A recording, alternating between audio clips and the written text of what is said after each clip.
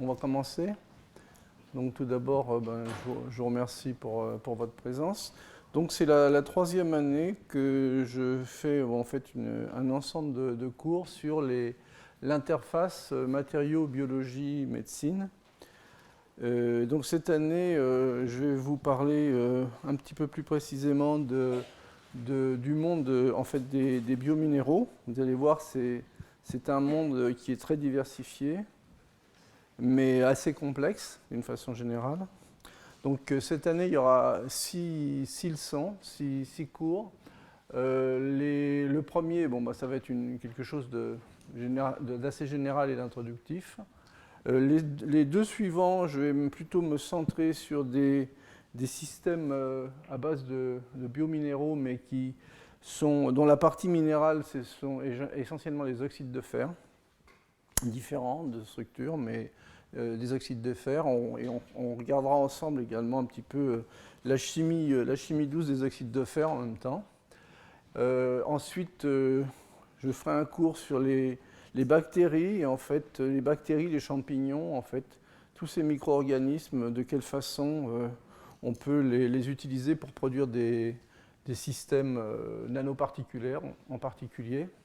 Et puis les deux derniers cours sont consacrés aux virus, avec un cours général sur les virus, puis un cours beaucoup plus centré sur les bactériophages. Vous verrez que ce sont des systèmes qui sont particulièrement intéressants, à la fois, je dirais, au niveau de la science des matériaux, mais également au niveau de certaines thérapies.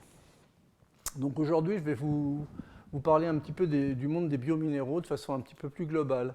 Alors tout d'abord, je voudrais simplement vous rappeler quelques grandes étapes en fait, de l'évolution de l'histoire de la Terre. Donc un début il y a environ 4,5-4,6 milliards d'années. Il a fallu à peu près 150 millions d'années pour créer justement les océans. Bon, dans cette période-là, l'atmosphère était essentiellement très réductrice. Vous aviez ensuite, je dirais, les origines de la vie, les premières origines de la vie, c'est aux alentours de 3,5-3,7 milliards d'années, en particulier avec la découverte de stromatolites fossiles, en fait, qui sont issus justement de la fossilisation de certaines bactéries. Donc ensuite, très clairement, ces systèmes de bactériens sont des systèmes photosynthétiques, donc qui produisent de l'oxygène, mais en fait cet oxygène a été consommé pendant un temps très très long pour transformer finalement les métaux, et en particulier le fer, pour changer son état d'oxydation, donc pour l'oxyder, fer métallique, fer 2 et surtout fer 3. Et le fer 3, qui est beaucoup moins soluble, en fait, a donné lieu à des tas de minéraux et à des précipitations. Mais quand vous regardez l'échelle de temps, entre le début en fait, de la production de l'oxygène par des voies, je dirais, associées à de la photosynthèse, eh bien, il a fallu 1 milliard d'années. 1 milliard d'années, et ensuite, donc, il y a 2,5 milliards d'années, c'est l'explosion, je dirais, de l'oxygène. Bon, justement, grâce à la production via la photosynthèse par les photobactéries. Et à nouveau, en fait, pour créer finalement l'atmosphère que nous avons aujourd'hui, eh bien, le delta de temps est également de 2 milliards d'années, vous voyez. Et donc, il n'y a que, je dirais, 550 millions d'années que finalement les animaux tels qu'on en connaît certains, dont l'homme ont commencé à pouvoir finalement se former, se créer avec, bon, vous voyez, 7 millions d'années pour les premières traces en fait des humanidés. Et donc, si l'on regarde maintenant le monde des biominéraux en particulier, en fait, c'est un monde qui est très hybride en fait. C'est un monde mixte entre le monde organique et le monde minéral. Et à la matière, je dirais, organique ou biologique, et qui présente en fait des tas de propriétés de flexibilité à la fois fonctionnelles et structurales. Les fonctions principales que peuvent apporter les biominéraux, c'est également de la structure et de la fonction, et essentiellement de la tenue mécanique au niveau fonction et usage, de la protection, ça peut servir de filtre, de fenêtre, des propriétés optiques également, des propriétés de guidage et d'orientation. Donc le but principal étant donc de se nourrir, se reproduire, s'orienter, se défendre des prédateurs et du stress environnemental. Donc quelques exemples, en fait, les l'offure, qui sont en fait les brittle stars en anglais. Donc en fait, leur système, il y a des lentilles qui sont faites en carbonate de calcium, en fait, qui servent à s'orienter. De même, en fait, les coquilles des diatomées sont des coquilles qui servent à la fois de filtre et également, c'est ce que je vous ai dit l'an dernier, ce sont des cristaux photoniques qui permettent justement d'optimiser, d'être de meilleurs concentrateurs de lumière, puisque ces systèmes-là sont des microalgues qui utilisent la photosynthèse en particulier. Et puis, bon, pour l'orientation, il y a les fameuses bactéries magnétotactiques, et ça, je ferai un cours uniquement sur ces systèmes. Alors, si on regarde maintenant, après l'arrivée de l'oxygène, justement, essentiellement créé par de la photosynthèse, si on regarde l'abondance terrestre des éléments, eh bien, on voit que l'oxygène arrive en numéro 1, et ensuite, vous avez énormément de silicium, l'aluminium, le fer, le calcium, vous voyez, les éléments alcalins, alcalino-terreux, et dans le cas des métaux, ce sont essentiellement le fer et l'aluminium. Hein, donc, on s'attend finalement, je dirais, en regardant ce diagramme de composition, on s'attend très facilement à obtenir des matériaux forcément oxydés quelque part, avec en fait les éléments souvent les plus abondants. Alors évidemment, au niveau donc, des sources et des ressources biominérales, on a tous les métaux oxydés, et en particulier des métaux à base de fer ou des métaux à base d'alcalin. Vous avez également les formes oxydées du carbone, qui seront les carbonates, également les formes oxydées du carbone, qui vont être des carboxylates, avec en fait justement des fonctionnalités multiples. Le phosphore oxydé, c'est évidemment les phosphates, et le soufre oxydé, ce sont les sulfates. Et donc maintenant, si on restreint le domaine des éléments qui sont les plus, rencontrés dans le monde biominéral, eh bien ça va être du silicium, du fer, du calcium et du magnésium. Et donc les principaux biominéraux, quand je dis principaux, c'est-à-dire sur le nombre d'exemples que l'on peut trouver dans la littérature ou des systèmes qui ont été étudiés, eh bien, il y aura le carbonate de calcium, les phosphates de calcium, les oxalates et sulfates de calcium, la silice et les silicates, et évidemment, au niveau des métaux de transition, essentiellement des systèmes à base d'oxyde de fer. Alors la silice, vous savez tous que c'est finalement un système qui est amorphe, qui est polymérique, qui peut se faire par des voies, je dirais, relativement douces. Ça se fait très bien en laboratoire, mais c'est ce que fait la nature. Hein. Ce sont des enchaînements de tétraèdres qui permettent de faire des polymères avec des chaînes ou des boucles. Et donc, je vous ai suffisamment décrit finalement ces systèmes dans les cours précédents, et je ne souhaiterais pas être trop long là-dessus. Alors, les systèmes, les biominéraux qui utilisent la silice, je vous ai fait 2 cours l'an dernier là-dessus. En fait, il y a essentiellement les radiolaires, vous voyez, avec des structures et des ultrastructures qui sont magnifiques, les chrysophysés et les diatomées. Donc vous avez eu 2 cours l'an dernier qui sont toujours sur Internet, sur les diatomées en particulier. Mais il y a d'autres espèces, hein, certaines amibes, ATEC, hein, leurs écailles sont constituées en fait de silice en particulier. Vous voyez, ce sont des formes variées. Bon, peut-être que l'avantage également des systèmes polymériques, c'est qu'on peut peut-être avoir un meilleur contrôle sur la forme globale, que par contre des systèmes qui donnent facilement des cristaux, eh bien, on est très souvent limité à des faciès où on observe finalement les phases des cristaux.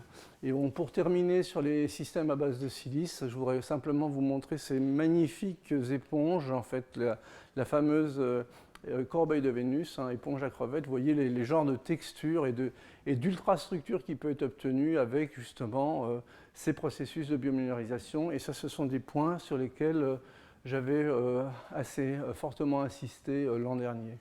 Alors au niveau donc des phosphates de calcium, en fait, le phosphate de calcium, je dirais, l'un des plus importants, c'est l'hydroxyapatite. Hein. C'est une phase hexagonale, vous voyez, où sont représentés ici les calciums en bleu. C'est une vue, je dirais, le long de l'axe C, avec en fait un certain nombre de tétraèdres qui sont les phosphates et des groupements hydroxy. Et donc l'un des intérêts de ce système-là, bon, indépendamment que c'est le biominéral qui nous sert finalement à nous tenir debout, c'est que ce sont des structures qui sont très, très ouvertes, avec des degrés de substitution qui sont assez conséquents, aussi bien sur les hydroxys que sur les groupements phosphatés. Ce sont des structures fortement ouvertes, donc qui peuvent être et qui sont en général très, très complexes via ces substitutions. Alors, bon, on les trouve essentiellement, vous voyez, dans tout ce qui est os et dents des vertébrés. Donc, vous avez eu un séminaire l'an dernier des collègues du laboratoire, en fait, sur l'étude qui a concerné en fait, l'étude des processus de biominéralisation, en particulier d'hydroxyapatite.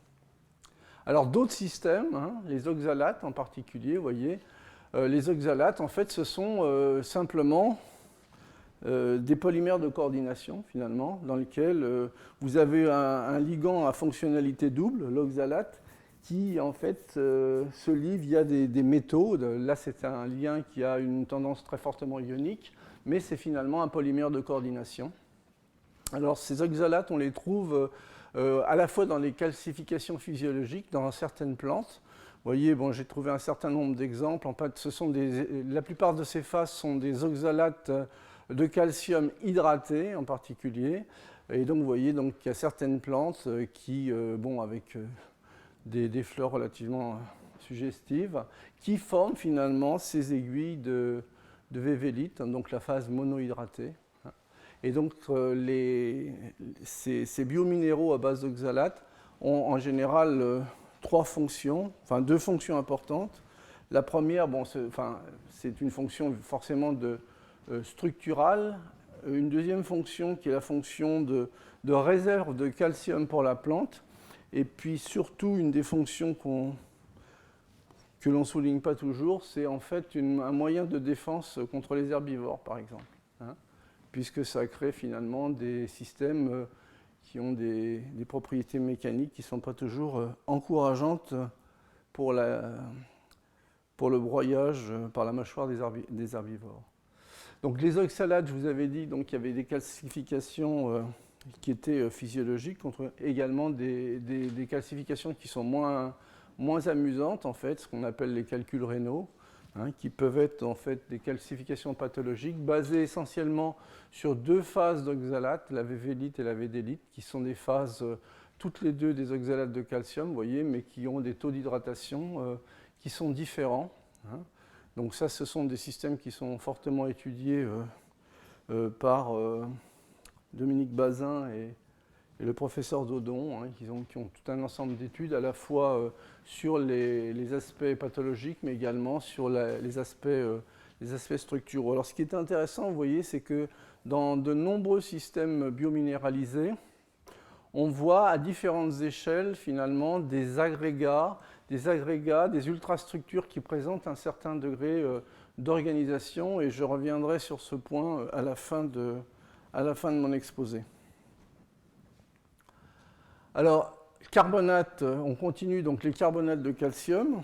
En fait, parmi les phases des carbonates de calcium, parmi les 6 phases, il y en a 3 cristallines, 2 hydratées et une amorphe. En fait, ce que je vous montre sur ce transparent, c'est essentiellement les 3 phases principales cristallines du carbonate de calcium. Donc, c'est quelque chose qui, communément, certaines phases, vous appelez ça de la craie, en fait. Donc, il y a 3 phases principales.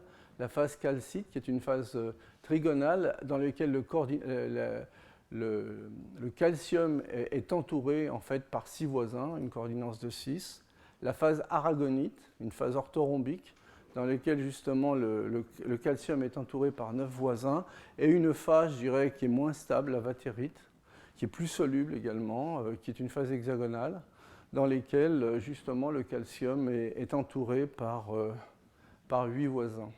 Et généralement, à nouveau, les propriétés des systèmes biominéralisés à base de carbonate de calcium au niveau des fonctions. Bon, il y a la structure et la protection, en fait, création d'un exosquelette, mais également les carbonates de calcium servent de capteurs de gravité, ça vous en savez quelque chose, et également on trouve ces carbonates utilisés sous la forme de lentilles cornéennes, en fait, chez certaines espèces comme les tribolites.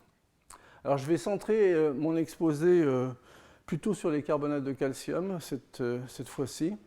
Donc où est-ce qu'on les trouve? Eh bien, vous voyez, dans de nombreuses, je dirais, protections coquilles, que ce soit dans la ballonne, dans la moule, la coquille d'œuf, bon, les patelles également, la coquille Saint-Jacques et les fameuses perles qui sont relativement intéressantes à différents égards. Alors les carbonates de calcium, eh bien, vous voyez, on en trouve également dans des systèmes à base donc, de microalgues, des microalgues photosynthétiques. Et vous voyez, les structures sont absolument magnifiques. Ce sont des structures hiérarchiques qui ont l'air très complexes et la nature sait faire tout ça. Dans les coraux également, donc je vous avais parlé il y a 2 ans en fait, de toutes les synthèses de type biomorphe, qu'on pouvait obtenir des systèmes au laboratoire qui ressemblaient finalement au niveau de la structure hiérarchique à des coraux, mais que finalement on arrivait à les faire en utilisant des structures dissipatives contrôlées. Et donc ça c'est peut-être un point qu'il faudra que j'aborde dans un autre cours, mais je ne le ferai pas cette fois-ci. Et également, je dirais, chez les crustacés, les cuticules sont des systèmes dans lesquels la partie minérale est à base de carbonate de calcium. Donc si je reviens sur les phosphates, la partie biopolymère dans les phosphates, en particulier dans le squelette, était essentiellement à base de collagène. Donc en fait, le biopolymère, c'était plutôt une protéine, alors que dans ces systèmes-là, eh bien, on trouve souvent du côté des biopolymères, soit en fait des systèmes à base de chitine, soit des systèmes à base d'autres types de polysaccharides, soit des systèmes combinés.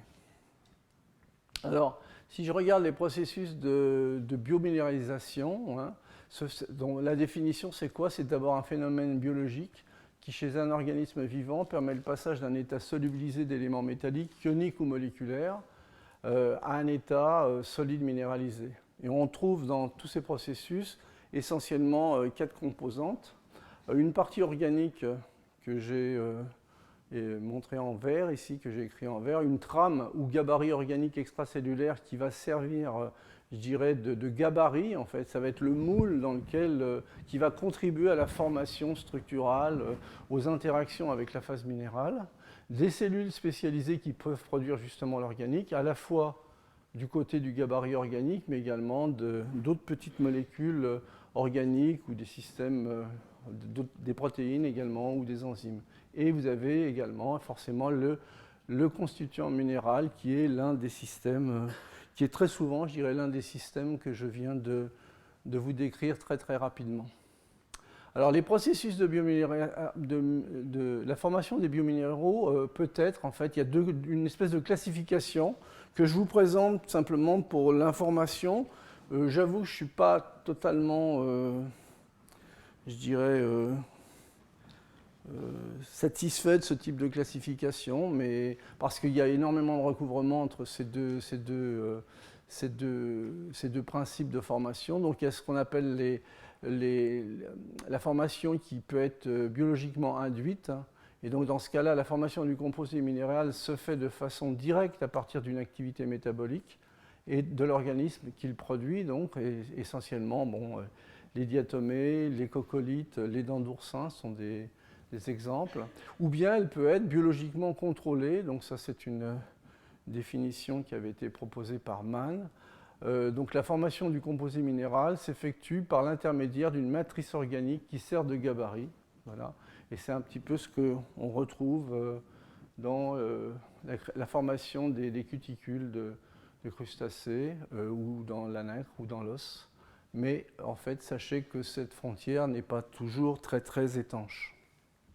Alors si je reviens en fait sur les grandes étapes de l'évolution et de l'histoire du vivant, Je voudrais revenir en fait en particulier sur mon premier exemple, c'est celui des cyanobactéries.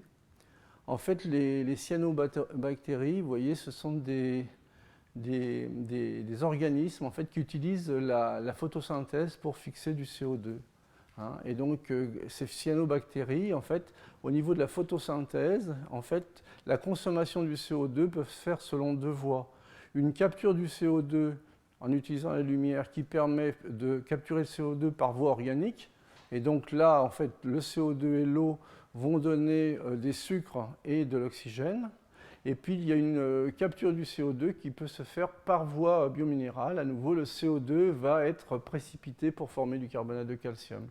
Et dans cet exemple, ce que je vous montre, ce sont des stromatolites qui ont été découvertes en Australie. Et donc, je vous avais montré des fossiles au départ, hein, qui ont permis une certaine datation. Alors, comment ça fonctionne finalement? Pendant la journée, la cyanobactérie, en utilisant la photosynthèse, produit finalement, consomme du CO2 et produit finalement une précipitation de carbonate de calcium.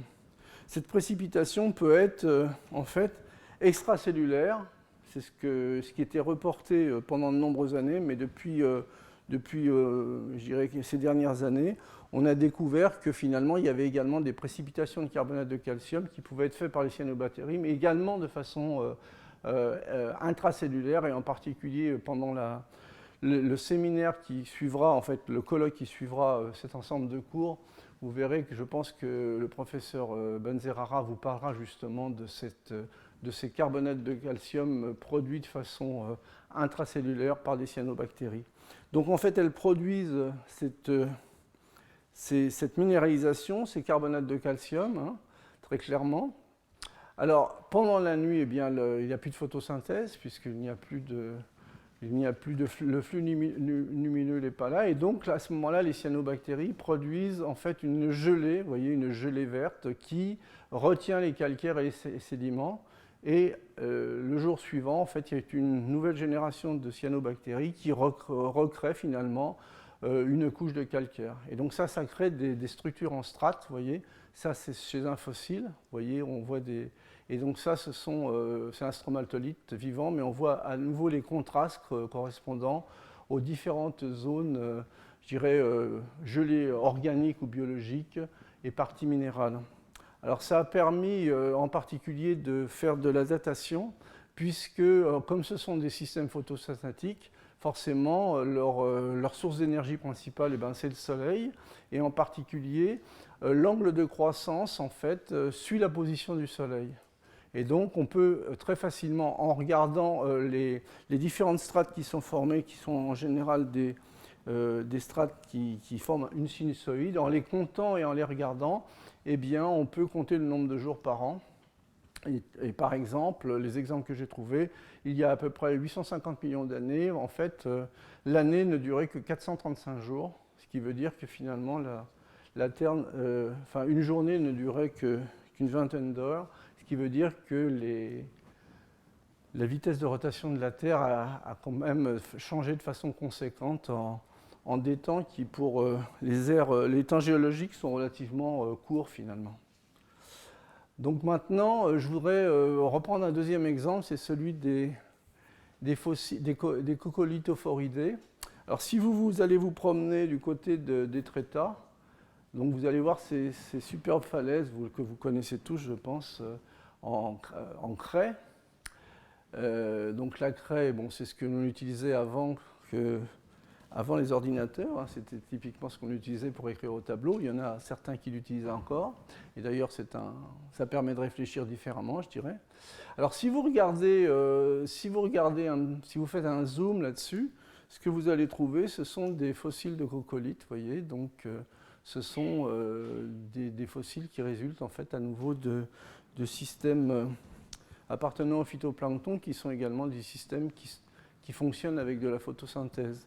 Alors si vous faites un zoom arrière, c'est-à-dire que si vous avez la chance dans quelques années de pouvoir prendre un satellite, eh bien ce que vous allez voir de très loin, c'est cette marée blanche en fait, qui est due finalement à la croissance, je dirais, très conséquente de ces microalgues. Ce que vous voyez, c'est finalement une image en réflectance par la formation, je dirais, explosive de ces systèmes à base de coccolithes. Hein. Et donc finalement, la surveillance par satellite de ces marées blanches, en fait, permet un certain degré de contrôle ou de suivi, je dirais, des variations du CO2 de l'atmosphère.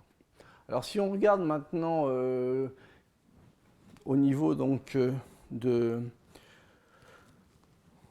au niveau de l'eau maintenant, plus au niveau des fossiles, ce qui se passe, eh bien, ce que l'on voit, c'est qu'on trouve des coccolithophoridés qui ont des formes absolument assez extraordinaires. Hein.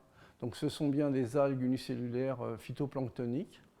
Et donc c'est cet exosquelette en fait qu'on trouve dans énormément d'articles ou d'études ou sur Internet, puisque au niveau de la réalisation et de l'architecture, ça nous laisse un petit peu pantois parce que c'est très beau. Alors, bon, donc ce que je vous disais, c'est que ce sont des systèmes photosynthétiques qui piègent à la fois le CO2, mais également qui peuvent piéger le CO2 via la formation de carbonate de calcium. Et donc ces squelettes sont formés de carbonate de calcium, avec de cristaux de carbonate de calcium. Et donc le coccolithe, ça correspond finalement à la partie au disque. Et quand on assemble ces coccolithes, ce que l'on obtient, c'est ce qu'on appelle, je dirais, une cocosphère. Alors vous voyez, ce sont des systèmes, la taille globalement c'est de l'ordre de quelques microns, hein, et en particulier chaque disque en fait contient 30 à 40 éléments, vous voyez. Hein, donc ça c'est une vue de dessus, puis une vue de dessous. Vous voyez, c'est de la minéralisation très joliment construite. Je pense qu'au niveau du laboratoire, on a encore énormément de mal à faire ce genre d'objet. Et donc, quand vous regardez les entités élémentaires, l'entité élémentaire correspond à un marteau, vous voyez, avec une forme qui est tout à fait particulière. Hein. C'est là ce qu'on voit, c'est la tête du marteau, ici. Alors, ce qui est très intéressant, donc ça, c'est une des espèces, hein, c'est l'Emiliana huxley, qui a été appelée comme ça du nom de la personne qui a travaillé dessus et qui l'a découverte. Donc cet élément, cette entité élémentaire, le marteau, finalement, lorsque vous regardez ces éléments, sa diffraction électronique, ça ressemble clairement à celle d'un monocristal. Et en fait, c'est quand même un système qui est obtenu en fait, avec différents morceaux, mais il y a une nucléation qui est orientée, une croissance dirigée, et que l'ensemble du système se trouve orienté par rapport à l'axe C, l'axe principal, je dirais, des rhomboèdres de calcite. Alors ensuite, ces marteaux, vous voyez, dans les processus de croissance, vous avez en fait des associations de ces différentes briques hein, pour former en fait des marteaux qui se réassemblent pour former justement ces disques. Et donc il y a toute une hiérarchie dans la construction qui donne des objets qui sont au niveau esthétique parfaitement remarquables, mais dont le mode de construction est relativement difficile à comprendre. Alors un point particulier, c'est que lorsque vous regardez comment l'évolution finalement angulaire en fait, des différentes têtes de marteau, chaque unité qui est monocristalline est orientée, finalement, chaque marteau est orienté avec un angle de 20 degrés entre l'axe C du cristal et le rayon du cercle. Et donc il y a un décalage.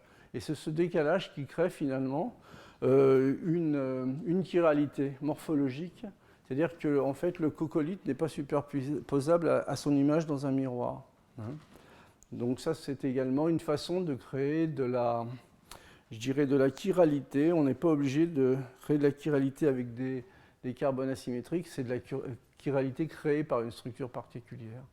Et donc ça se retrouve dans différents types, dans différentes espèces. Alors au niveau esthétique, je vais vous montrer quelques très belles, sphères coccolithiques. Hein. Donc vous voyez, là, ce sont des formes en forme de trompette. Là, on voit en fait cette forme en fait en botte d'aiguille avec des structures, vous voyez, tout à fait bien organisées. Au niveau également de ces têtes d'aiguille, vous voyez, vous avez des systèmes de cristaux qui sont parfaitement accolés les uns aux autres, avec des structures, on dirait un petit peu l'arrière d'une hélice de bateau. Et donc les systèmes qui ont été les plus étudiés au laboratoire, hein, ce sont ces trois-là. hein, le Pleurochrysis, l'Emiliana, hein, et également le Cocolithus pelagicus. Ce sont les systèmes qui, au niveau de la littérature, en fait, sont les plus étudiés au niveau des mécanismes, je dirais, de formation générale, de biominérisation, et également sur des aspects génétiques. Alors, si on regarde les coccolithes d'une façon générale, eh bien, il y a différentes familles, différentes classifications. Il y a d'abord les hétérococcolithes, tels que celui-ci. En général, ce sont des systèmes pour lesquels la précipitation est intracellulaire et qui sont formés d'un assemblage de cristaux, un assemblage relativement limité des cristaux. Dans tous les cas, c'est de la calcite. Et il y a également les holococcolithes, qui, eux, sont formés de cristaux avec des faciès plus classiques, c'est-à-dire qui correspondent, quand je dis plus classiques, qui correspondent à ce que l'on trouve en fait dans les cristaux que l'on peut minéraliser soi-même au laboratoire. Et c'est une précipitation extracellulaire. Et également, il y a d'autres types de systèmes coccolithiques, ce qu'on appelle les nanolithes, pour lesquels finalement la phase carbonate de calcium n'est pas de la calcite, mais de l'aragonite. Alors, ce qui est assez intéressant, c'est que finalement, pour les coccolithes, pour certains coccolithes, je pense qu'il y en a à peu près 6 sur les 13 familles qui ont été étudiées, qui présentent en fait 2 phases dans leur cycle de vie. En particulier, il y a une phase où le système est diploïde et une phase haploïde. Donc, très simplement, vous avez dans ce cas-là 2 N chromosomes et dans ce cas-ci N chromosomes.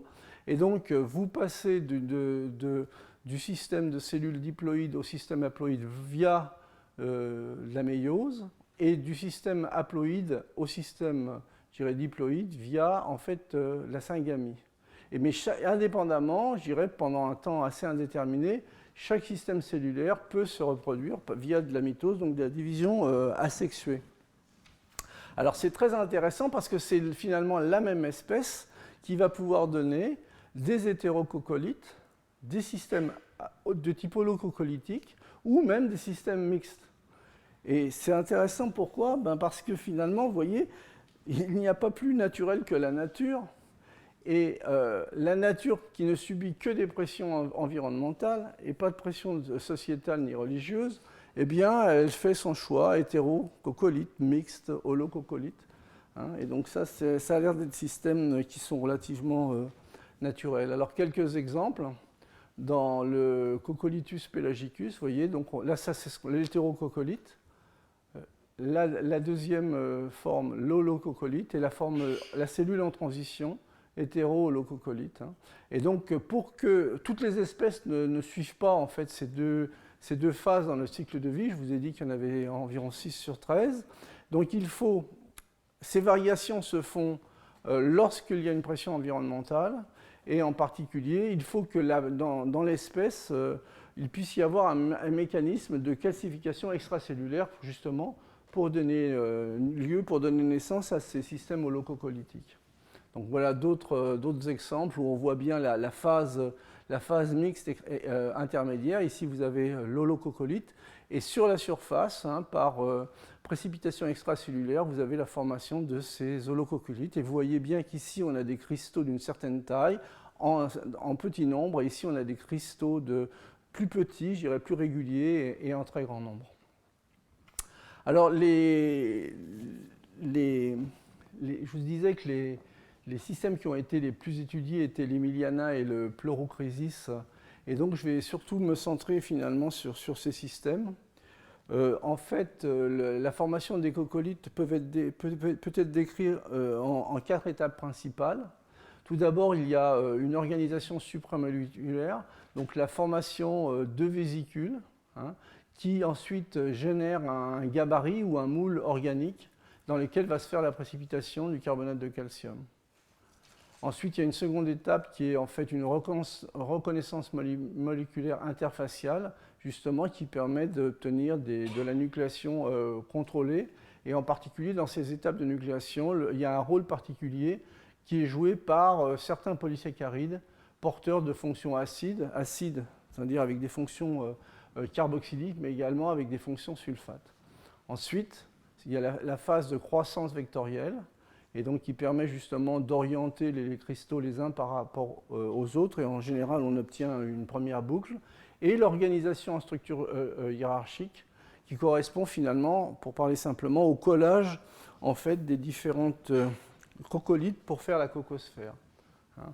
Et donc dans tous ces cas-là, en fait, il y a juste avant le dépôt finalement des coccolithes qui se transforment en cocosphère, le dépôt d'une couche protectrice en polysaccharides.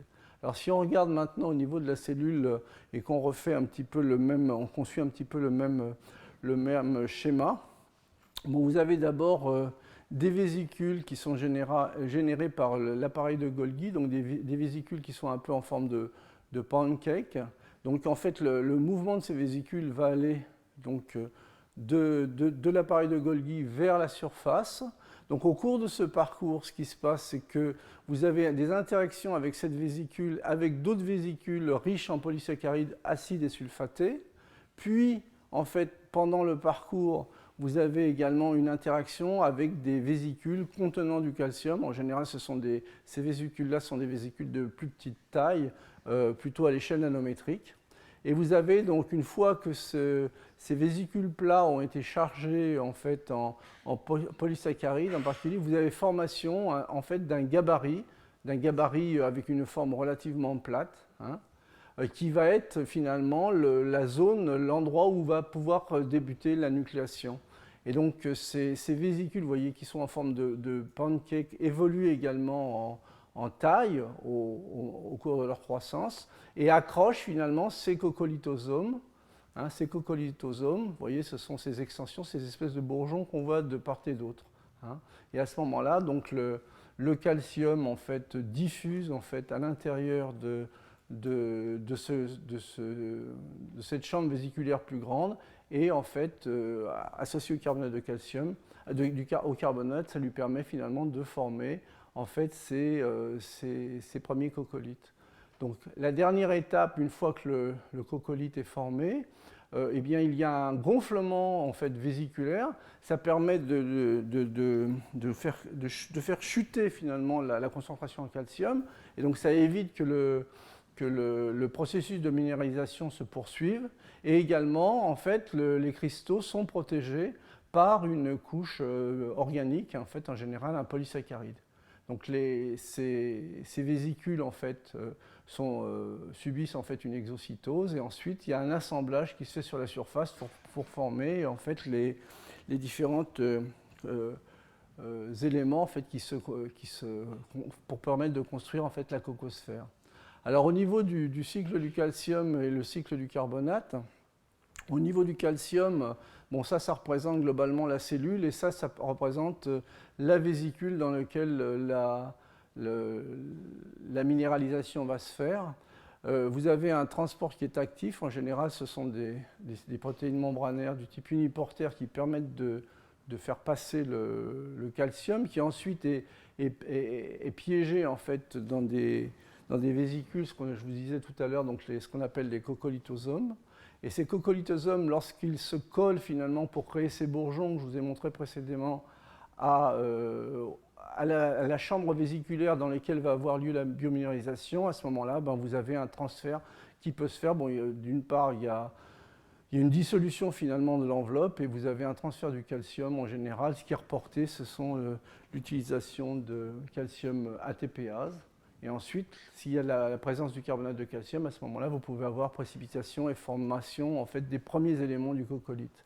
Alors du côté du gaz carbonique, du CO2, en fait, le CO2 peut rentrer, je dirais, par simple, dissolution gazeuse ou par réaction avec l'eau. Hein. Donc ça, c'est un mode d'entrée qui est passif ou un mode actif pour former finalement, quand on fait réagir du CO2 avec de l'eau, vous savez tous qu'on forme du carbonate, du bicarbonate. Et ce bicarbonate, lorsqu'il rentre dans la cellule, eh bien, il a d'une part une variation, il trouve un pH plus acide dans la cellule que celui qu'il a à l'extérieur, et il se trouve également en présence de l'anhydrate carbonique. Et donc pour ces deux raisons, une partie de ce carbonate hydrogéné se transforme en CO2 et en libérant finalement de la base. Et donc la photosynthèse utilise à la fois ce CO2 qui a été transformé via le processus que je vous décris, et également le CO2 qui a été dissous, je dirais, qui a été incorporé de façon gazeuse. Et donc via la photosynthèse, à ce moment-là, on forme des sucres, hein, des sucres et de l'oxygène, mais des sucres, et ces sucres, grâce en fait à un système enzymatique de polymérisation, peuvent donner lieu à des polysaccharides acides ou des polysaccharides sulfatés en fonction finalement des composantes que vous avez. Donc ça, ce sont un peu les mécanismes, je dirais, de transport du calcium et du carbonate de la façon la plus simple. Évidemment, vous avez une partie de l'acide carbonique qui n'est pas séquestré par le chemin photosynthétique en particulier, qui lui va pouvoir donner du carbonate, réagir avec le carbonate de calcium et donner ses précipités. Donc vous voyez, même au niveau des cycles, en fait, ce sont des cycles qui sont assez intercorrélés et qui peuvent apparaître à certains, tout du moins, comme relativement complexes. Alors maintenant, si on regarde les différentes étapes de la croissance des hétérococcolithes en particulier. Il y a une première étape qui est la formation de la base organique de forme ovale. C'est ce que je vous ai montré en fait avec de façon simpliste avec des traits verts dans le transparent où je vous ai parlé en fait de l'évolution à l'intérieur de la cellule. Il y a donc formation finalement de ce disque de carbonate de calcium sur cette base organique riche en polysaccharides acides. Et puis il y a une deuxième étape en fait qui est la reconnaissance moléculaire à l'interface hybride, et c'est là que finalement a lieu la nucléation et l'assemblage finalement des cristaux. Et quand on regarde en fait la plupart de ces assemblages de cristaux de carbonate de calcium qui donnent lieu finalement à ces coccolithes, j'ai choisi un des assemblages les plus simples, et vous voyez que c'est déjà relativement compliqué. En fait, c'est un assemblage qui est essentiellement basé sur deux types d'unités, des unités radiales et des unités verticales. Et en fait, il y a emboîtement, vous voyez, emboîtement de ces deux types d'unités pour former en fait des protocristaux, puis des cristaux adultes. Donc il y a emboîtement des cristaux les uns dans les autres. Et ça se crée finalement par effet donc, de template ou de gabarit, justement sur le fameux gabarit créé par la couche de polysaccharides. Alors voilà un exemple dans le cas donc de l'un des hétérococcolithes. Vous voyez, ça c'est un des premiers anneaux formés. Vous voyez très bien les unités verticales et radiales qui sont complètement alternées avec un nombre limité de cristaux. C'est ce que je vous disais tout à l'heure, puisqu'on est dans le cas des hétérococcolithes. Et donc, en fait, il y a dépôt en fait, de ces cristaux sur un ruban organique pour donner finalement cette alternance d'unité verticale et d'unité radiale. Alors, ce qui est une des hypothèses, mais qui n'a pas été prouvée jusqu'à maintenant, c'est que finalement, cet effet donc, de structuration alternée est associé finalement à un positionnement du ruban organique, en fait, en forme de vrille, qui ferait un angle de 67 degrés à chaque transition. Donc ça, c'est une hypothèse, je dirais, un petit peu Lego-construction, mais qui n'a pas été, je dirais, consolidée, à ma connaissance, par des expériences. Donc croissance vectorielle, ensuite. Donc vous avez finalement une complexification, en fait, de la croissance du coccolithe pour former, vous voyez, des structures de plus en plus complexes, en fait, avec différents stades. Ça, c'est l'image que je vous ai montrée précédemment avec l'alternance de cristaux verticaux, puis en fait la minéralisation s'étend pour obtenir en fait un système, je dirais, totalement minéralisé au niveau donc du coccolithe. Et c'est cet assemblage de coccolithes qui donnera lieu à la cocosphère.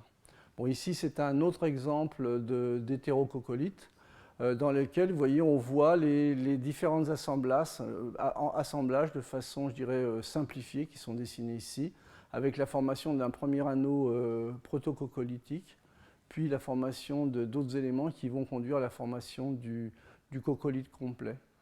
Et donc ça, ce sont des images qui vous montrent les différents stades, la formation du premier anneau, puis ensuite un deuxième stade où vous avez finalement jonction en fait du disque. Et donc ça, c'est une photo qui montre un état intermédiaire. Et dans cet agrandissement, on voit bien le système d'emboîtement, je dirais en quinconce, entre les parties verticales et les parties radiales. Donc voilà, donc ensuite vous avez donc, je dirais, assemblage en fait de ces disques pour former en fait ces cocosphères. Et ça, c'est ce que l'on trouve généralement dans les différents types de cocosphères. Ça, c'est un système à base de pleurocrisis. Vous voyez, donc on passe de ça à ça par assemblage. Donc ça, c'est ce qui sort via l'exocytose. Hein, et je vous rappelle que ça, c'est également protégé et recouvert par un film organique, typiquement des polysaccharides. Alors le rôle en fait des systèmes organiques, des polysaccharides, indépendamment du rôle, je dirais, de gabarit et de template, on s'aperçoit que ces polysaccharides acides, bon, dans le cas du pleuroprosis, ils ont été relativement bien déterminés au niveau des séquences et de la structure. Il y en a 3, vous voyez, avec des rapports en masse qui sont assez variables. Et en particulier, bon, le PS2, en fait, qui est celui qui a une abondance de 22% en masse. Bon, ça c'est sa structure. Vous voyez que c'est un système qui est fortement porteur de fonctions acides. Et donc, lorsque vous comparez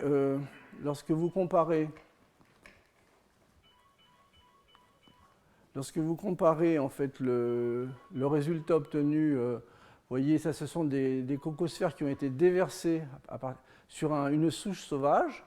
Et donc, on a une grande quantité finalement de coccolithes en carbonate de calcium. Et ça, c'est la même chose lorsqu'on utilise finalement un mutant dans lequel on n'a pas justement de polysaccharides de type PS2. Vous voyez pratiquement que la minéralisation a été très très fortement diminuée. Hein. Donc à nouveau, ça c'est la souche sauvage. Ça, c'est le résultat obtenu en fait avec un mutant sans PS2. Donc on obtient pratiquement une minéralisation qui devient négligeable. Et si on utilise un système dans lequel on a enlevé le polysaccharide de type PS3, à ce moment-là, eh bien on a une biominéralisation qui est réduite et qui s'arrête finalement à la production du premier anneau protococcolithique, c'est-à-dire ensuite les assemblages, je dirais, au niveau hiérarchique qui suivent, en fait, sont totalement inhibés finalement lorsque l'on enlève finalement ces fractions de polysaccharides. Donc en fait, les 3 polysaccharides, leur fonction, c'est que PS1 et PS2 en fait complexent le calcium et forment en fait les coccolithosomes. Avec un rôle plus important au niveau pour ce polysaccharide au niveau de la nucléation, et en fait un rôle également important de PS3, mais plutôt au niveau donc, du contrôle de la morphologie des systèmes. Alors si je reviens maintenant sur les grandes étapes, eh bien vous voyez que plus récemment, en fait, on a la formation de gastéropobes et de bivalves, qui sont également des systèmes à base de carbonate de calcium et qui ont été pas mal étudiés dans la littérature et qui sont particulièrement intéressants. En particulier, la biominéralisation de ces systèmes met en jeu 2 phases du carbonate de calcium, la phase calcite et la phase aragonite, avec des positionnements au niveau de la coquille qui sont différents. La phase externe, en fait, va être essentiellement en calcite, hein, et la phase nacre, la phase interne, la phase qui donne finalement ces jolis reflets, c'est de l'aragonite qui est située à ce niveau-là. Et donc au niveau donc, des matériaux organiques en fait, qui permettent d'organiser ces phases, de créer ces phases et ces structures, essentiellement vous avez de la chitine, en fait, à nouveau donc, un système à base de sucre, et en fait des protéines. Alors ce qu'il faut voir, c'est que l'agencement finalement structural de ces systèmes à base donc soit de prismes de calcite, soit de plaquettes en fait, permet finalement, c'est un système composite où il y a finalement très peu de matière organique, mais ça permet d'avoir des propriétés mécaniques absolument extraordinaires quand on compare finalement la résistance à la fracture de l'une de la nacre par exemple à même un monocristal un monocristal de carbonate de calcium. Alors au niveau donc, de la disposition, je vous ai dit que sur la partie extérieure rugueuse, on avait plutôt de la calcite de forme prismatique. C'est ce que vous voyez ici sur ce cliché de microscopie électronique. Et la nacre, finalement, est formée de petites plaquettes d'aragonite. Hein. Donc vous avez une structure avec deux types de carbonate de calcium dont la croissance est initiée par des cellules spécialisées. Alors si on regarde plutôt du côté de la nacre, qu'est-ce qui se passe? C'est une vue en microscopie électronique. On voit que la nacre est essentiellement formée de petites plaquettes de carbonate de calcium, donc je vous disais de l'aragonite, et que chaque système correspond finalement à un monocristal.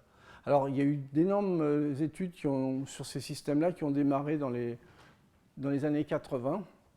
Et donc il y a eu différents modèles qui ont été proposés. En particulier, je dirais l'un des premiers qui en fait décrit finalement la formation de la nacre et en particulier des phases minérales de la façon suivante. Vous avez une première couche en fait de chitine qui est ensuite entourée par des systèmes protéiques qui ressemblent en fait à de la soie, ce qui sont en fait des systèmes de structure très proche de fibroïne, qui encadre finalement ce système de bêta-chitine qui va servir de gabarit en fait à la construction. Et vous avez un certain nombre, vous voyez, de glycoprotéines solubles hein, qui sont là pour créer la nucléation. Et donc ça, c'est un schéma, je dirais, qui a été proposé il y a un certain nombre d'années, qui est un schéma, en fait, vous voyez, très clairement par couche, dans lequel finalement chacun vit sa vie et l'interaction, la nucléation se fait sur une superbe couche parallélépipédique de glycoprotéines solubles acides. Alors, au niveau donc, de la construction de ces systèmes, en fait, ce sont les cellules épithéliales en fait, qui synthétisent finalement la matière organique, chitine et protéines.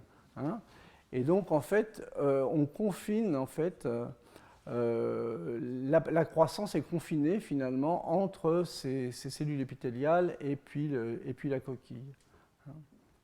Et donc ce sont ces sécrétions qui sont périodiques de couches organiques qui permettent justement de voir une certaine périodicité dans la précipitation de la phase calcaire. Alors comment se contrôlent les modes de croissance? Eh bien, en fait, lorsque la phase calcaire, le carbonate de calcium croît, eh bien, vous avez en fait deux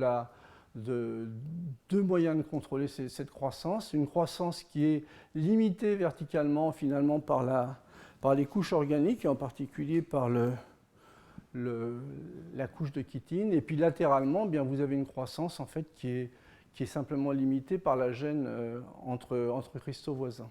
Donc ça, c'était un petit peu ce qui était décrit, je dirais, dans les 10-15 premières années de recherche. Je vais revenir sur ces modèles dans quelques instants. Alors, ce que je voulais vous montrer sur cette diapositive, en fait, c'est que ces organisations plaquettaires, en fait, vont différer en fonction des espèces. Chez les gastéropodes, vous avez des empilements de plaquettes, en fait, du type pile de pièces, vous voyez, typiquement, alors que chez les bivalves, eh bien, vous avez en fait une construction qui ressemble beaucoup plus à un mur de briques. Donc il y a des différences, je dirais, même si globalement vous avez une anisotropie de ces plaquettes et une orientation globale le long de l'axe C, eh bien, vous avez quand même des différences, je dirais, morphologiques sur la construction du monocristal. Alors, ces orientations privilégiées, ce qui est décrit dans la littérature, c'est qu'elles sont essentiellement associées à de la croissance épitaxique, c'est-à-dire que c'est le réseau organique qui est structuré, qui a une relation, je dirais, structurale en bonne adéquation au niveau des paramètres de maille avec ceux de la phase minérale en croissance et qui permet finalement de garder en fait cette cohérence. Ça, c'est ce qui est décrit de façon, je dirais, un peu générale dans la littérature. Mais il y a une deuxième question qui est souvent soulevée, c'est finalement comment on transmet l'information en fait, d'un système plaquettaire à un autre, comment cette information peut être transmise. Et en général, les arguments basé en fait sur des expériences qui sont proposées. C'est soit la formation de ponts minéraux. Ça, c'est une équipe américaine qui avait travaillé là-dessus, qui avait inséré une petite lamelle dans le système en croissance et qui, après déminéralisation, voyait justement la formation de ces ponts minéraux ou également la formation de ponts organiques. Hein. Donc, au niveau en fait, des modèles les plus couramment proposés, vous voyez, il y a une évolution dans le temps de gauche à droite. Bon, ça, ce sont les premiers modèles où vous aviez une croissance. Bon, le jaune représente la bêta-chitine et le rouge les protéines solubles. Et vous avez une croissance parfaite en fait, de petites plaquettes d'aragonite. Ce modèle a été modifié parce que, en fait, pour garder une cohérence, il fallait une communication possible entre les différentes couches, une cohérence structurale. Et donc ce modèle a été modifié parce qu'on a proposé finalement la formation de ces ponts minéraux. Et dans ce cas-là, il y a une relation d'épitaxie minérale-minéral.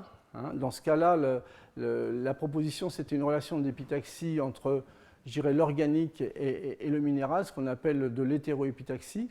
Puis, plus récemment, il y a eu des travaux de Marc Trousseau qui sont particulièrement intéressants parce que ce sont des travaux dans lesquels on se rapproche finalement de conditions d'observation qui perturbent beaucoup moins l'objet, alors que les travaux antérieurs, il y avait des très beaux travaux de microscopie électronique et d'études structurales, mais avec des objets qui avaient été séchés. Et donc, en fait, là, on est beaucoup plus près de l'objet tel qu'il est. Et donc, ce que ces travaux ont mis à jour, c'est que d'une part, en fait, les fameuses plaquettes de carbonate de calcium étaient elles-mêmes constituées de nanograins de 45 nanomètres. Donc en fait, c'était un assemblage cohérent de plaquettes avec de la matière organique en fait, qui servait un petit peu de ciment. Et également, ce que les travaux ont montré que finalement, c'est que l'information de plaquette à plaquette se faisait via des ponts organiques. Des ponts organiques, donc en fait, c'était à nouveau une relation d'hétéroépitaxie qui permettait de faire passer l'information structurale de plaquette à plaquette. Mais ce qui m'a paru très intéressant dans ce travail, c'est qu'il montre très clairement que la phase organique, bon, la phase minérale, évidemment, elle est cristallisée, mais que la phase organique également est très très bien cristallisée. Il y a un degré de cristallisation qui n'est pas négligeable. Et puis, un travail plus récent qui a été fait par une collègue au laboratoire qui montre en fait que ces fameux cristaux de carbonate de calcium eh bien, ne sont pas parfaitement cristallisés, je dirais, sur tout leur volume, et qu'il y a une couche, finalement, de carbonate de calcium amorphe qui les entoure. Et donc ça a soulevé, finalement, un certain nombre de questions sur le rôle, en fait, de cette couche amorphe.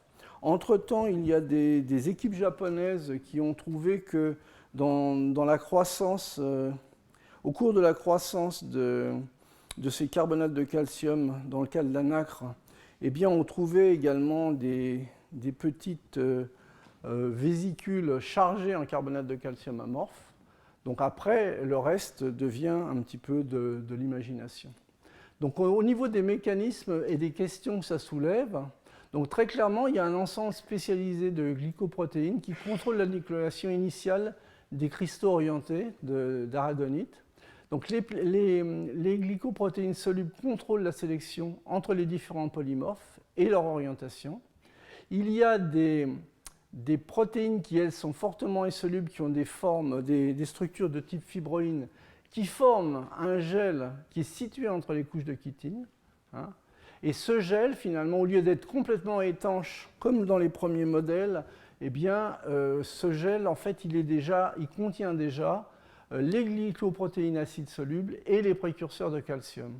Hein. Donc ça, c'est un point. Donc les plaquettes d'aragonite ne sont pas des plaquettes uniques, mais sont en fait ce qu'on appelle des mésocristaux hybrides, avec des petits éléments qui sont en parfaite cohérence structurale de l'ordre de 45 nanomètres au niveau de la taille et qui sont réassemblés avec en fait un joint, en fait, un ciment, si vous préférez, entre les briques, qui est un ciment organique. Et le contrôle en fait, de la nucléation et de l'orientation entre les couches de calcite ce qui est décrit, je vous le répète, c'est soit via des ponts minéraux avec une épitaxie, donc minéral-minéral, donc c'est directement le premier exemple, ou bien des ponts organiques, donc avec une phase organique cristalline. Et en ce qui me concerne, je serais beaucoup plus en accord avec cette seconde proposition, tout simplement parce qu'elle a été faite dans des conditions, je dirais, les moins perturbantes. Alors cette fameuse couche amorphe, en fait, hydratée, la question qu'on peut se poser, et que se posent mes collègues, c'est finalement à quoi ça sert. Est-ce que c'est finalement un crépi final uniquement à la fin du processus de minéralisation?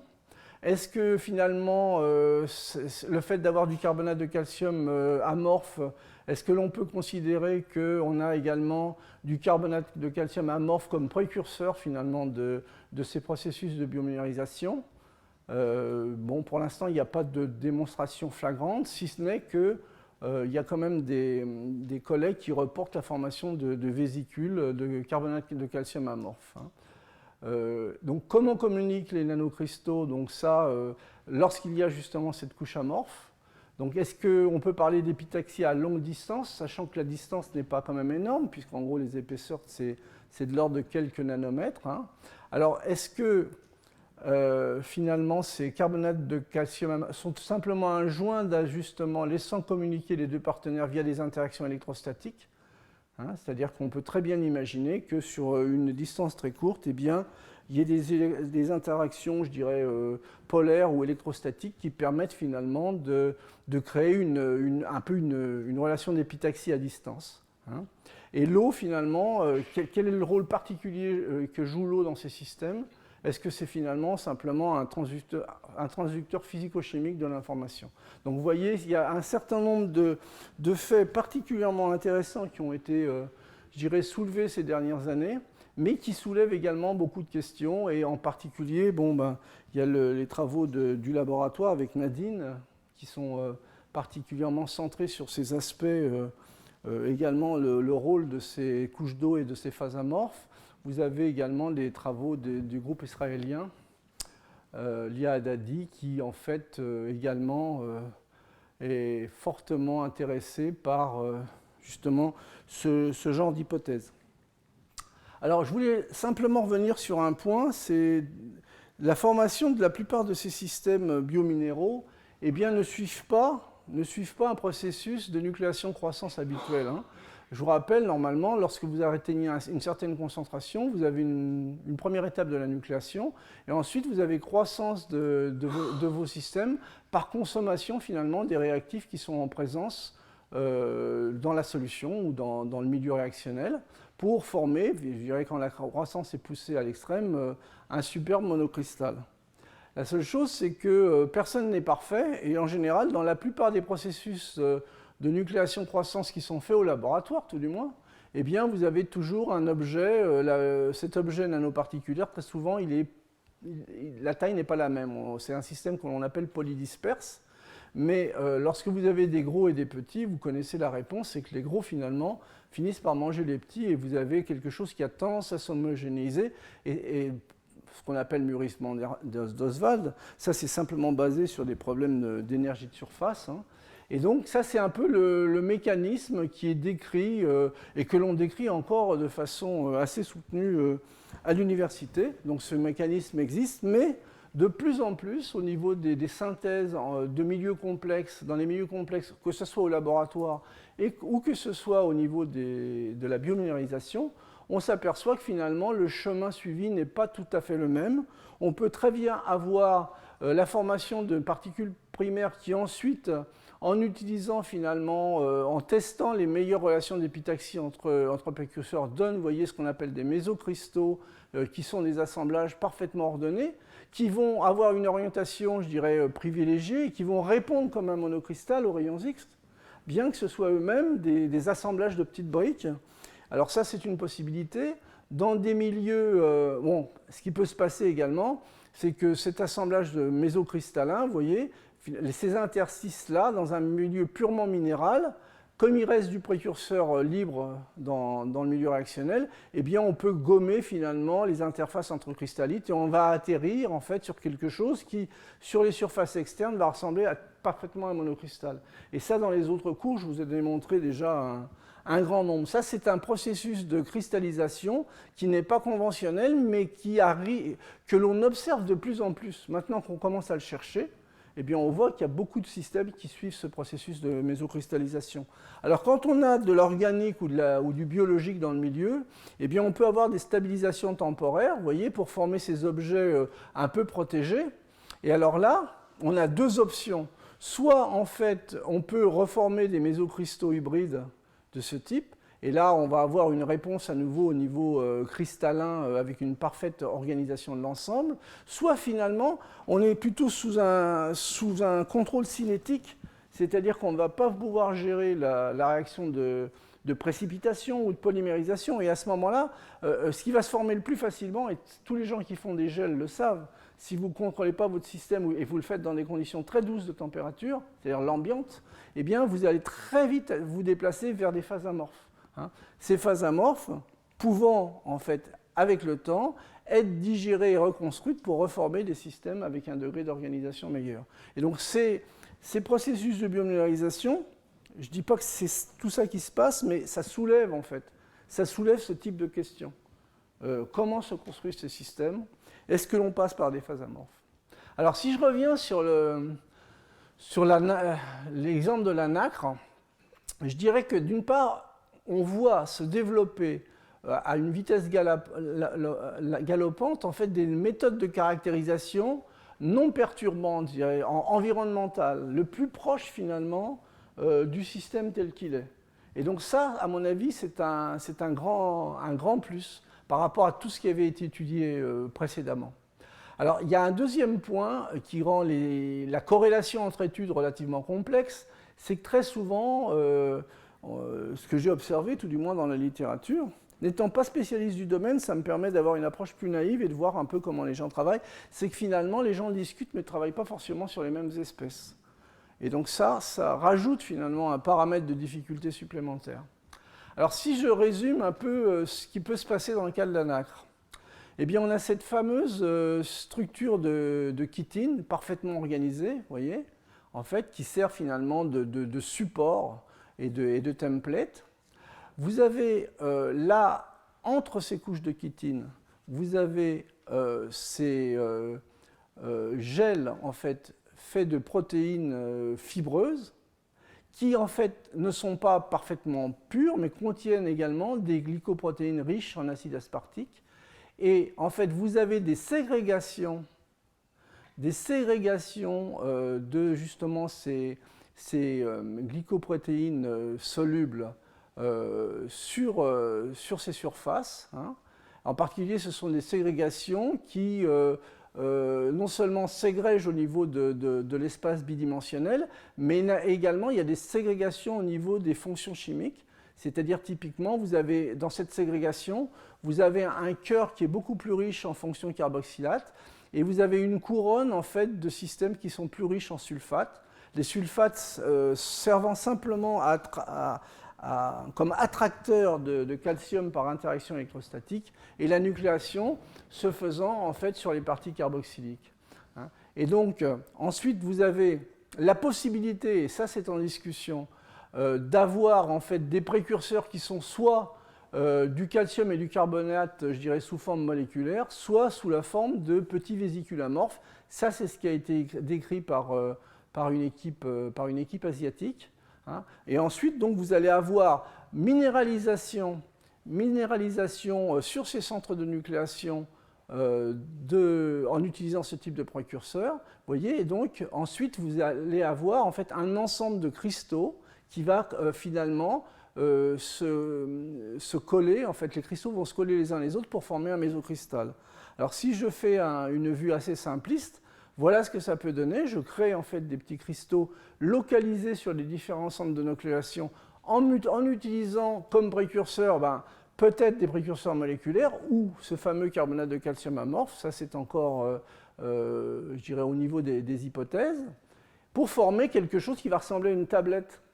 une tablette de carbonate de calcium, mais cette tablette finalement, en fait, c'est un ensemble de petits cristaux qui inclut finalement des parties organiques et en particulier des protéines. Alors au niveau donc un des points, je dirais, qui, à mon avis, est relativement, d'après ce que j'ai lu dans la littérature, relativement résolu, c'est qu'il y a surtout des relations d'épitaxie minérale organique, de l'hétéroépitaxie, pour ensuite, je dirais, garder une corrélation de couche à couche entre plaquettes. Donc ça, c'est ce qui me semble être l'argumentaire avec lequel je suis le plus en accord. Donc vous voyez, on arrive quand même à soulever un certain nombre de points. À mon avis, le futur de ces études, il y a un certain nombre de choses dans ce petit dessin simplifié qui commencent à être très très sûr. Le futur, ça va être vraiment de regarder est-ce qu'il y a vraiment du carbonate de calcium amorphe, est-ce que c'est vraiment un précurseur, est-ce que finalement c'est simplement un crépi final, quel est le rôle de l'eau dans ces phases-là. Je vous ai parlé d'un transducteur physico-chimique. Donc ça, c'est vraiment des études qui devraient être faites, je dirais, dans les prochaines années. Alors maintenant, donc, j'en arrive à mon tout dernier exemple. Très rapidement, en fait, je vais vous parler également de systèmes à base de carbonate de calcium qui, en fait, correspondent aux dents en fait, des échinodermes. Les échinodermes, c'est typiquement ce que vous connaissez, étoiles de mer, oursins, vous voyez. Mais quand vous regardez les dents des oursins, vous voyez, ce sont des dents en carbonate de calcium, donc c'est de la craie quelque part, mais avec des propriétés mécaniques particulièrement intéressantes. Alors quand on regarde un petit peu ces dents, ça c'est un schéma simplifié de la dent, on voit que c'est une forme un petit peu en corbeille, la dent se trouve ici, vous voyez. Donc c'est une structure à nouveau qui est nanocomposite, calcite avec des biocomposantes. Alors, et c'est une structure non seulement qui est nanocomposite, qui a des propriétés mécaniques intéressantes, mais en fait qui présente finalement une forme qui permet un certain auto-affûtage, je dirais. Alors quand vous regardez une coupe de dents, en fait, par diffraction rayons X, à nouveau, vous dites c'est un monocristal de calcite. Pas du tout, en fait. À nouveau, c'est une structure qui est complexe, je vais vous montrer, via l'assemblage de nanocristaux de calcite qui, en fait, sélectionnent en fait, une même orientation. Alors, ce qui est ici, en fait, c'est une microscopie à balayage d'une coupe transverse. Alors, typiquement, en fait, on a coupé la dent à ce niveau-là. Donc, ça, c'est un petit schéma qui vous représente la coupe de la dent. Donc, ici, vous allez avoir un chapeau et ici une quille. La quille est ici. Le chapeau est là. Et ce que vous voyez ici par microscopie électronique, en fait, les parties sombres sont en fait la partie organique qui correspond à un syncytium. Et les parties plus claires que vous voyez, ce sont les systèmes minéraux, en fait. Et vous voyez que vous formez à la fois des zones où vous avez des petites plaquettes primaires, des zones où on va former des aiguilles, et des zones dans lesquelles on va former des plaquettes secondaires. Et donc tout ça, ça répond en fait comme une structure organisée, alors que c'est composé finalement d'éléments séparés avec finalement des morphologies qui sont différentes. Alors quand on regarde l'objet, en fait, qu'on fait un petit peu de dessin, on voit bien en fait, ces structures en aiguille ou ces structures en plaque ou ces structures en prisme qui sont positionnées finalement à différents endroits de la dent. Et en particulier, si on s'intéresse à une des zones, aux plaquettes, on voit qu'en fait, on a un empilement de plaquettes avec, dans la partie interstitielle, entre les plaquettes, en fait, on a le positionnement en fait, du synthysium. Et cette partie calcitique qui forme les plaquettes, en fait, ce sont des plaquettes qui sont formées à base de calcite, mais également qui contiennent un petit pourcentage de magnésium. Et donc, lorsque l'on regarde finalement, vous voyez, ces plaquettes, mais le long de la flèche rouge, vous voyez, une coupe faite le long de la flèche rouge, eh bien, ce que je vous représente ici, c'est une micrographie en lumière polarisés. Et ce que vous voyez là, les parties en jaune orangé, finalement, ici, c'est la matrice biologique que vous voyez selon cet angle. Et toutes ces parties en bleu, hein, ce sont finalement les colonnes de calcite qui sont riches en magnésium et qui communiquent finalement, il y a une communication, je dirais, interplaquettaire qui se fait perpendiculairement à ces plaquettes. Alors donc il y a eu des suivis qui ont été faits avec de l'analyse cristallographique et de l'analyse chimique qui montrent en fait que ces systèmes sont constitués de multicristaux et vous avez différentes étapes dans la croissance. En fait, ce qui est représenté ici, c'est la partie, le syncytium je dirais, biologique, l'organique. Et vous avez donc la croissance des cristaux de carbonate de calcium qui se fait finalement encagé finalement dans une membrane. Donc vous avez dans un premier temps la minéralisation de la calcite qui se fait dans cet espace, entre les membranes de syncytium. Dans une seconde étape, vous avez une réorganisation des couches pour permettre de créer des espaces qui vont créer finalement ces piliers pour une seconde minéralisation. Et cette seconde minéralisation se fait avec des taux de magnésium qui sont beaucoup plus élevés, donc des solubilités finalement du carbonate de calcium qui vont être fortement différentes. Et ensuite, vous avez une troisième étape qui est la formation de colonnes à haute teneur, puis lorsque la dent mûrit finalement, les colonnes riches en magnésium, c'est-à-dire c'est ce que j'ai représenté en noir, s'élargissent latéralement et vous avez justement l'espace syncytial qui devient de plus en plus court. Alors si je résume un peu ce que je vous ai dit sur un certain nombre d'exemples, tout en restant centré sur le carbonate de calcium, en fait, il y a 5 points communs au processus de biomérisation. Donc, d'une part, la cellule contrôle son environnement proche en créant un milieu physico-chimique spécifique dans lequel une matrice organique constituée de biomacromolécules est construite. Il y a toujours une matrice organique qui sert de gabarit ou de template, comme disent les anglo-saxons, un espace dans lequel la minéralisation va avoir lieu. Et c'est cette matrice qui définit la structure, la texture et souvent la forme de l'espace et de ses fonctionnalités. Ça, c'est vrai pour un ensemble de systèmes que je n'ai pas le temps de discuter aujourd'hui. Troisième point, l'activation de cet espace par l'introduction de biomolécules qui interagissent avec la matrice organique et avec les minéraux permet en fait de nucléer justement ces biominéraux. En particulier, ce sont des phosphoprotéines qui activent en fait l'espace pour créer de la dentine, des protéines riches en aspartate dans le cas des coquillages de mollusques, c'est ce qu'on a vu, ou du protéoglycane sulfaté dans le cas de la coquille d'œuf. Alors, donc ça, c'est une façon d'activer cet espace. Quelque chose qui aujourd'hui est totalement oublié dans la littérature, c'est justement que ces systèmes sont des systèmes en flux ouvert. Et donc, en fait, l'aspect, je dirais, gradient, l'aspect gradient n'est absolument pas réfléchi ou discuté. Hein. Donc en fait, on a encore, de mon point de vue aujourd'hui, une vue très statique sur ces processus de biominéralisation. Donc on cherche les interactions structurelles, on cherche à décoder les parties organiques en interaction avec le minéral, mais on oublie d'une façon générale le contexte global. C'est-à-dire qu'il y a des gradients importants, et ces gradients, sans doute, sont loin d'être négligeables. Point 4, introduction des précurseurs minéraux. Là, la discussion est ouverte. En fait, les processus de diffusion et de transport, dans certains cas, sont à peu près, je dirais, caractérisés, avec la formation de vésicules, la complexation de cations réactifs avec des sidérophores, des protéines ou des enzymes. Vient se soulever le problème, là, est-ce que finalement, je reviens là-dessus, est-ce que finalement, il n'y aurait pas des systèmes qui soient sous contrôle cinétique, qui fassent très facilement des phases amorphes, et que ce sont ces phases amorphes qui sont à nouveau les précurseurs. Bon, ça, j'espère que dans quelques années, nous aurons la réponse. Le cinquième point, en fait, c'est le contrôle de la taille et de la forme des cristallites, qui très souvent, l'observable cristallite est elle-même finalement une mésocristallite. C'est déjà un agrégat ordonné dans de nombreux exemples. C'est un processus de mésocristallisation qui génère finalement ces assemblées qui répondent finalement dans tous les cas ou la plupart des cas comme un monocristal et ça ouvre en fait des perspectives particulièrement intéressantes.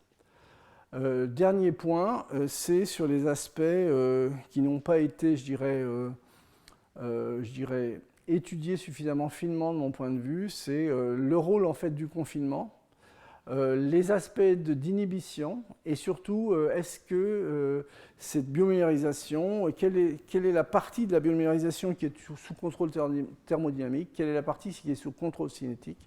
Donc là, je pense que c'est un terrain de recherche qui va être très très riche au niveau en fait du questionnement dans les années futures. Donc je vais arrêter là ma présentation. La prochaine fois, je vous parlerai, vous voyez, de Patel et de Kitton, et en particulier, dans ce cas-là, les dentitions hyper féroces, en fait, je dirais, de ces systèmes, sont plutôt à base d'oxyde de fer, et on regardera ensemble un petit peu ce que l'on comprend aujourd'hui sur les modes de construction de ces systèmes-là. Alors je vous rappelle qu'à la fin de cet ensemble de cours, il va y avoir un colloque qui va nous faire voir en fait d'autres et écouter en fait d'autres collègues et d'autres facettes de l'interface justement, de l'interface matériaux, biologie et médecine. Donc il y a un certain nombre de petites plaquettes qui sont à la sortie, posées sur une table. Donc si vous êtes intéressé, vous pouvez évidemment les prélever. Voilà, je vais arrêter là et je vous remercie pour votre attention.